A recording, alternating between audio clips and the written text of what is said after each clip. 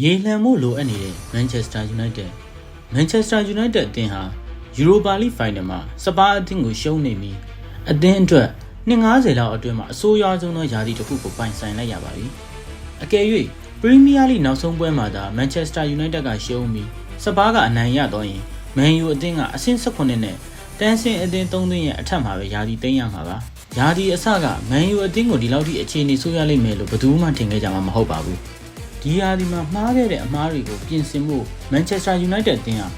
အသင်းကိုမြေလှန်တော့မယ်ဆိုတဲ့သတင်းတွေစက်တိုက်ထွက်ပေါ်လာပါပြီ။ဆိုတော့ Man U အသင်းကဘယ်ကစားသမားတွေကိုအသင်းမှာဆက်ထားသွားတင်လဲ။ဘယ်နေရာတွေမှာလူတစ်တွေခေါ်တင်လဲဆိုတာကိုသုံးသပ်ပြီးတော့မှာပါ။အရင်ဆုံးပြောရမယ်ဆိုရင်တော့ဂိုးသမားနေရာပါပဲ။အိုနာနာရဲ့တရားဒီလုံးဒုက္ခပေးမှုတွေကို Manchester United ပြည်သက်တွေကောင်းကောင်းယူနားလည်နေပါပြီ။အိုနာနာမကောင်းလို့အရန်ဂိုးသမားကကောင်းသလားဆိုတော့လည်းမထူးမခြားနာပါပဲ။အိုနာနာရောဘရင်ဒီယာရောအသင်းကမယောင်းချရင်တော့ဘရင်ဒီယာကိုရောင်းပြီးအိုနာနာကိုအရန်ပို့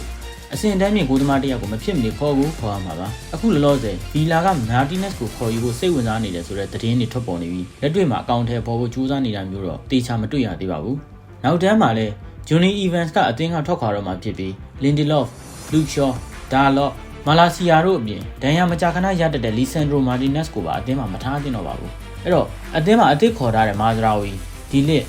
ရိုယိုဒိုဂူတို့အပြင်လူငယ်ကစားသမားတွေဖြစ်တဲ့ AMS နဲ့ Heaven တို့လောက်ပဲအသင်းမှာကျန်နေတော့မှာပါဒေါင်းတော်မီခံစစ်မှုနဲ့ခံစစ်အစုံလူတွေကတွေးတစ်လောင်းဖို့ခေါ်ရမှာပါကွင်းလယ်မှာလည်း Eriksen ကအသင်းကထွက်ခွာတော့မှာဖြစ်တယ်လို့အသက်အရွယ်ရလာတဲ့ Casemiro ကြောင့် Man U ကွင်းလယ်မှာ Ugarte တယောက်ပဲလောက်လာရှိပါတယ်မိုင်နူးရဲ့ထင်သလောက်မတိုးတက်လာတဲ့ခြေစွမ်းကြောင့်နေရာတနေရာအပိုင်စားပေးဖို့ခက်နေတဲ့ကွင်းလယ်မှာ Ugarte နဲ့တွဲကစားမယ်အရေးသွေးမြင့်ကွင်းလယ်လူတယောက်လိုသလိုအရန်ကစားသမားအတွက်လည်းတယောက်မဖြစ်မနေထပ်ခေါ်တင်ပါတယ်အသင်းရဲ့အဖိုးတန်ကွင်းလယ်လူ Bruno Fernandes ကို Sorry Club တွေကလားစာအမြင့်ကြီးပေးပြီးခေါ်ဖို့အသင့်ရှိနေတဲ့အတွက်ကစားသမားကလည်းလက်ရှိအခြေအနေအသင်းရဲ့အနေအထားကိုစိတ်ပြက်ပြီးအသင်းကထွက်ခွာသွားတာမျိုးဖြစ်နိုင်တာကြောင့်အသင်းကအဆိုပါကစားသမားကိုဆက်လက်ထိန်းထားဖို့ရေရှည်ပလန်နေနဲ့ဆွဲဆောင်ထားဖို့လိုအပ်ပါတယ်အကျိုးပြုတာထက်ဖြုံးတီးတာပိုများနေတဲ့ဂါနာချိုနဲ့ဆေးရုံကိုအတက်ဆင်းလုပ်နေရတဲ့မေဆန်မောင်းတို့ကိုလည်းအသင်းကပုံမှန်နေရာပေးဖို့မဖြစ်နိုင်တော့ပါဘူးဆိုတော့အားကိုးစရာအသင်းမှာအာမတ်ဒီယာလူတယောက်ပဲလောက်လာရှိနေပါတယ်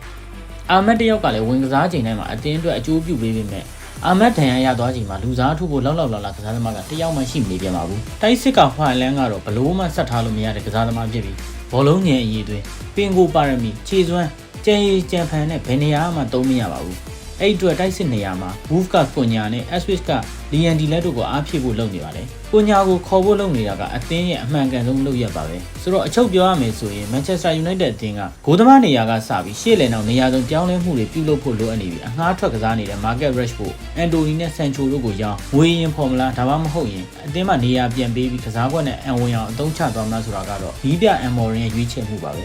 အသင်းတိုင်းငွေသုံးနေတဲ့ခေတ်ကြီးမှာအသင်းကမဖြစ်မနေငွေဖြည့်တင်းမှုတွေလုပ်ပြီးတော့အပြောင်းလဲကြီးကြီးမားမားလုပ်မှာဒါနောက်ရာသီအဆင့်30အထက်ကို Manchester United တို့ပြန်လည်ရောက်ရှိလာနိုင်မှာပါ